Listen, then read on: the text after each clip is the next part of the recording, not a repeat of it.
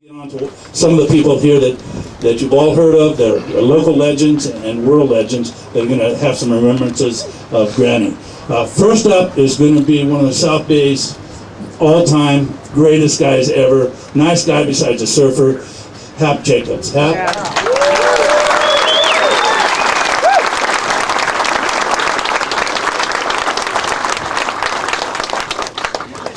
I didn't know I was that nice a guy. Anyway, I guess you could hear me okay? No, bring the mic up a little bit. It needs to be in your face. It needs to be up higher. A little bit. Yeah, of course. How's that? Well,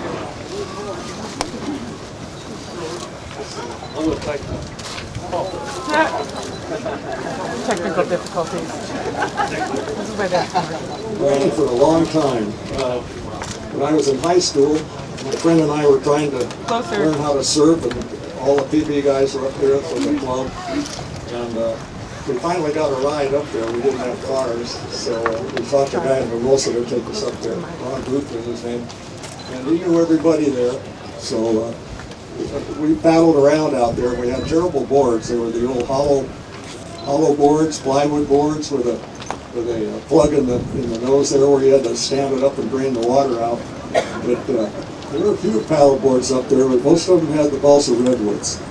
And so we tried to mind our own business up there. We could catch the wave and stand up, but then from then on was a big problem. And Granny was really nice to us. He was one of the few that talked to us, and he always tried to give us some sort of encouragement.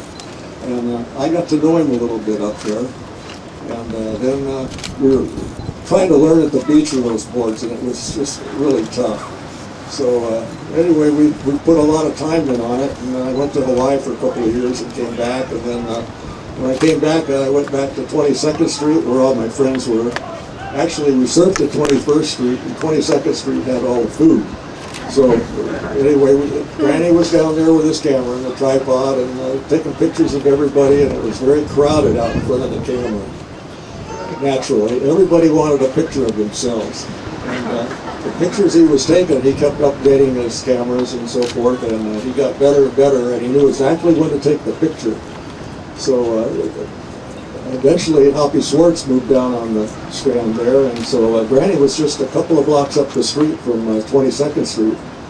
So we went up there, and the kids, I knew Granny pretty well, so they'd say, well, let's go up in the afternoon and we'll see if Granny's developed the pictures yet, because they always wanted to see pictures of themselves.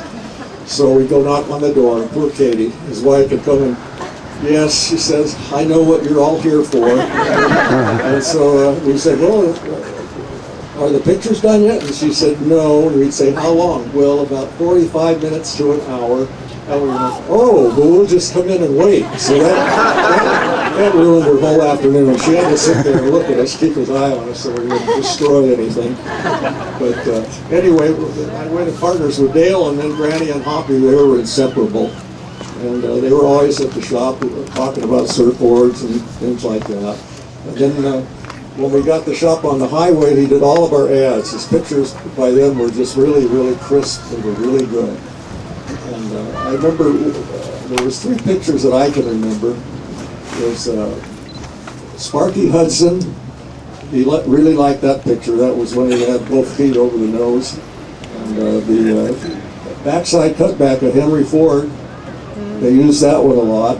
And then the one I liked the best was Ricky Hatch.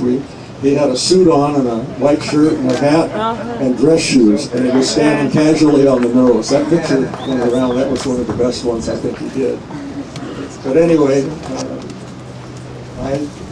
we stopped the shop after a while when the shortboards came in, and Donald called me up and wanted me to come down and take a look at a contest. He'd been making the longboards all the way through.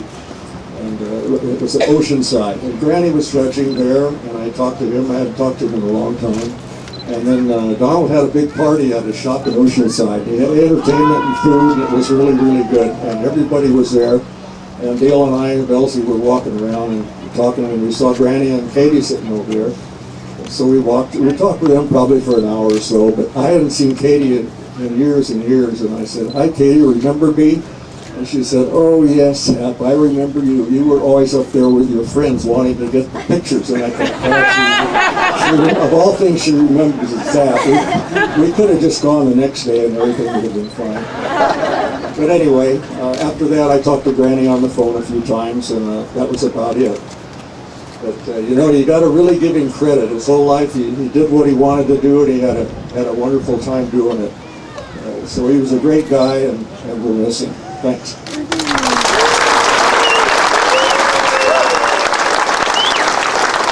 Thank you, Hap.